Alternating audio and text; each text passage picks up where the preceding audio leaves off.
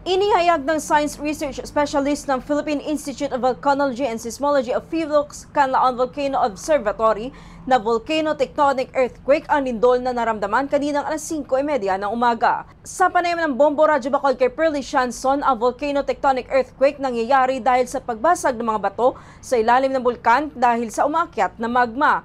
Ayon dito, mula sa bulkan ang origin ng lindol, kung kaya mahigpit na pinag-iingat ang mga residente malapit sa bulkang Canlaon.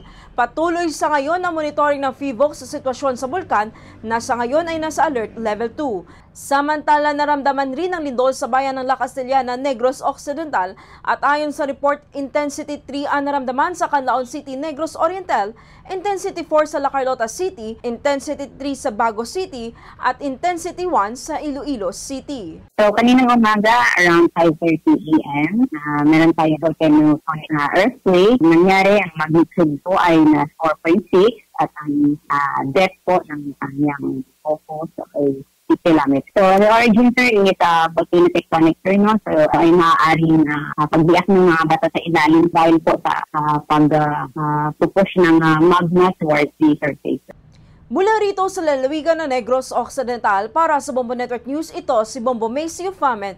This is Bombo Radio Philippines, the #1 and most trusted source of news and information. Basta Radio. Bombo!